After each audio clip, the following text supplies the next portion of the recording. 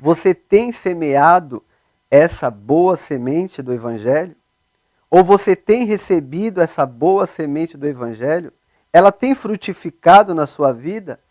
Ou você tem negligenciado o poder desta semente? Talvez você ache que essa semente é muito pequena. É como se alguém lhe desse um punhado de feijão na sua mão e lhe mostrasse um campo do tamanho de um estádio de futebol. Você poderia dizer, olha, essas sementes são muito poucas, não são suficientes para que eu tenha uma grande colheita. Mas alguém que tem experiência no plantio lhe diria, você está errado. Eu te garanto que com essas poucas sementes você irá ter uma grande colheita. Aí você perguntaria, mas como eu teria essa grande colheita? Jesus, ele nos dá esse exemplo. Jesus falando para os seus discípulos ali no Evangelho de João, no capítulo 12, versículo 24, ele diz assim, na verdade vos digo, se o grão de trigo caindo na terra não morrer, fica ele só, mas se morrer, dá muitos frutos. Jesus está nos mostrando aqui que ele foi a primeira semente. Ele morreu para que muitos pudessem crer no seu nome e ser salvo, e levar a mensagem a outros. Então essa única semente, irmãos, depois de 2000 anos, ela chegou até nós aqui. Jesus Cristo, o próprio Deus, se fez carne e habitou entre nós. Ele nos deu esse exemplo maravilhoso. Nos mostrou que a entrega de um cristão para o reino irá lhe trazer muitos frutos. E nesta parábola de Marcos, que nós estamos lendo, essa semente que é lançada é a igreja. A igreja é a semente lançada na terra. A igreja está plantada aqui na terra e ela foi lançada para que dê muitos frutos. Esse é o plano divino de Deus. Por mais que a igreja ajude pessoas necessitadas, a obra da igreja verdadeira não é a filantropia, mas sim levar o evangelho de Cristo a toda criatura. Nós não cremos que a salvação é através das obras, como os espíritas pregam, mas cremos no que está escrito ali em Efésios, capítulo 2, versículo 8. Pela graça sois salvos, o favor imerecido de Deus. Isso não vem de vós, é dom de Deus, é um presente de Deus. É pela fé, não vem das obras para que ninguém se glorie. Não que tenhamos algo contra a ajuda ou a filantropia, mas isso muitas das vezes é associado somente aos homens caridosos, né? Mas Deus, ele foi o que demonstrou o maior amor pela humanidade. Em Tito, no capítulo 3, versículo 4 e 5, Paulo diz assim, mas quando apareceu a benignidade e o amor de Deus, nosso Salvador, para com os homens, não pelas obras de justiça que houvéssemos feito, mas segundo a sua misericórdia nos salvou pela lavagem da renovação, da regeneração e da renovação do Espírito Santo. Paulo está usando uma palavra composta aqui para amor, combinado com filha, que significa amor, e antropos, que significa homem. Portanto, é o quê? Um amor para com a humanidade. E a construção dessas duas palavras dá o quê? Filantropia. A humanidade sempre se impressiona com a filantropia, atos de bondade do ser humano para outro ser humano. Dar a alguém algo que você poderia guardar para si mesmo é uma atitude valorizada. Teve um acordo certa vez, eu me lembro aqui, entre os bilionários deste mundo, de dividirem sua fortuna. E segundo o jornal disse, esse homem muito rico e conhecido, Bill Gates, se comprometeu a dar metade da sua fortuna pessoal.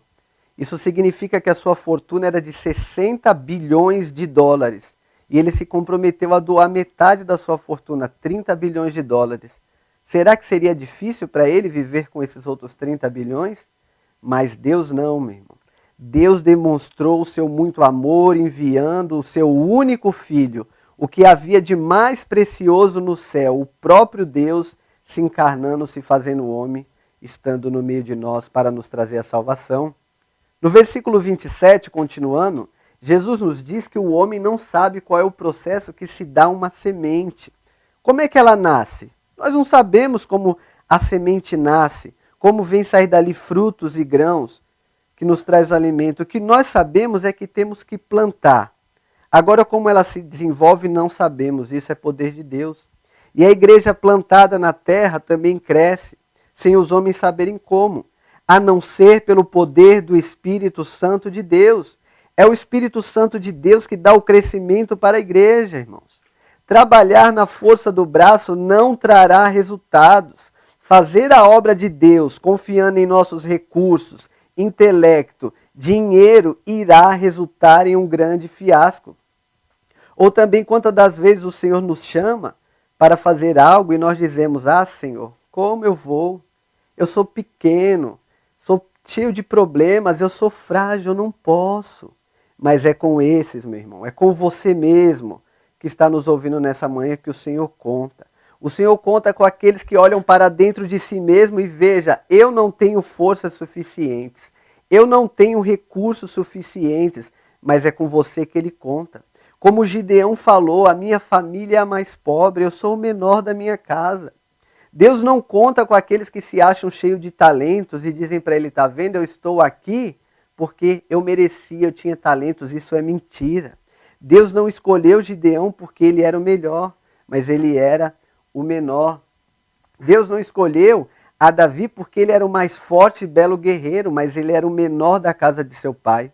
Deus não escolheu a Jeremias como profeta porque ele tinha muita experiência. O próprio Jeremias diz ao Senhor, Senhor, eu sou uma criança, eu sou um homem sem experiência. Deus não escolheu o apóstolo Paulo porque ele era o homem mais santo daquela época. Em 1 Timóteo, no capítulo 1, versículo 13, sabe o que é que Paulo fala? A mim que dantes fui blasfemo e perseguidor e opressor da igreja. Mas sabe o que é que Deus escolheu de melhor? O seu único filho para nos salvar e para nos usar no seu reino. Porque o seu poder se aperfeiçoa nas nossas fraquezas.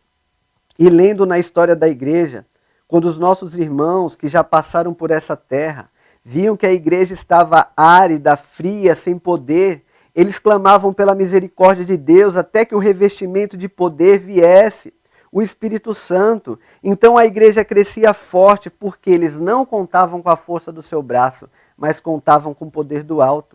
Por isso Jesus vai dizer no versículo 27, vocês não sabem como essa semente cresce.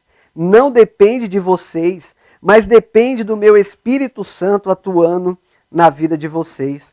Eclesiastes capítulo 11 diz assim, lança o teu pão sobre as águas, porque depois de muitos dias as acharás. A semente lançada na terra nasce, cresce, dá espiga, amadurece, e diz aqui que mete-lhe logo a foice, porque está chegada a ceifa. Igualmente a palavra de Deus, semeada no coração dos homens, nasce, cresce, dá fruto, e ao amadurecer será ceifada para o reino eterno. Se não lançarmos a semente na terra, não haverá safra, não haverá como festejar. Todos que semearam antes tiveram que suportar o labor, o trabalho de semear. Quem já trabalhou no campo sabe como é difícil. Um dia debaixo de sol, semeando, lançando a semente e depois aguardar que ela brote. Eu estava lendo certa vez o Brasil de 1940. Para o Brasil de hoje, a população rural é apenas de 8%. É como se diz, foi um êxodo rural. E se nós trazemos isso para a palavra de Deus, sabe o que parece? Que é um abandono da boa semente, é um abandono do trabalho do Senhor. Porque há crentes que querem apenas receber as sementes, tomado até pela felicidade, né, irmãos? Pelo gozo de sempre estar ouvindo e estudar, mas não compartilham com ninguém. Então, quando você não compartilha a palavra de Deus com ninguém, não há safra, não há frutos, porque você está retendo. Certa vez, os índios receberam muitas sementes de um governo, mas sabe o que eles fizeram? Eles não plantaram, eles comeram aquela semente. Em pouco tempo, o que aconteceu? Eles estavam passando fome de novo. Igualmente, alguns desprezam o estudo da palavra de Deus e querem semear. Como você irá semear se você não tem sementes? Se você não tem espigas? Como você pode alimentar alguém? Paulo lá em 1 Coríntios, no capítulo 11, versículo 23, ele diz assim, porque eu recebi do Senhor o que também vos ensinei. Veja que Paulo recebeu para depois passar. Se você não busca essa semente, se você não busca o ensino das Escrituras, como você vai alimentar a sua família? Como você vai alimentar a sua igreja? Como você vai alimentar os seus vizinhos? Não dá. Então você pode ver que uma coisa está ligada à outra, é aprender e compartilhar, levar aos outros. Só assim você irá dar muitos frutos, só assim haverá safra, só assim haverá festa. E aqui no versículo 27, quando Jesus fala de dormir, quando dorme não sabe como essa semente cresce. Ele está dizendo que aquele que trabalha na obra, ele tem os seus afazeres. Ninguém consegue ficar 24 horas por dia só na obra. Temos que trabalhar, temos que cuidar da nossa família, temos que estudar. Então nós precisamos entender que quando você vem trabalhar para o Senhor, você não precisa abandonar tudo. Ficar preocupado de uma tal forma, dizendo assim, olha, se eu não estiver lá, não acontece. Jesus está dizendo para você, pode descansar que eu vou dar o crescimento. Apenas semeie, pregue a palavra que eu darei o crescimento. Pregue a sã doutrina. E a lei da semeadura, irmãos, ela se aplica em qualquer área das nossas vidas. Assim como Jesus nos ensinou em Mateus capítulo 7, versículo 12, ele diz assim, ó, portanto, tudo que vós quereis que os homens vos façam, fazei-lo também vós. Paulo aos Gálatas, capítulo 6, versículo 7, ele diz assim, tudo que o homem semear, isso também ele ceifará. Então você precisa fazer o quê? Semeie em oração, semeie dando um bom exemplo, semeie na sua família, no seu trabalho, semeie honestidade, bondade, amor, misericórdia. Essas são as sementes do reino. Você tem semeado? Então tenha fé que o Senhor dará a safra. No versículo 28 ele diz assim, porque a terra por si mesmo frutificará. Então a palavra lançada no coração do filho, a palavra lançada no coração da esposa, do esposo, aonde você a lançou, frutificará. Você não vê, você não sabe como, mas Jesus Cristo, ele tem esse poder. E terminando aqui, diz que a erva, depois que a semente é lançada, a erva nasce. A semente nasce, a sua folha é a doutrina, é a sã doutrina quando ela é aplicada na vida dos homens que vêm a Cristo. A espiga manifestando ao mundo a sua decisão de viver e dar frutos a Cristo. E a espiga cheia de grãos, irmãos, é o fruto desenvolvido e maduro, pronto para o dono da seara apanhá-lo.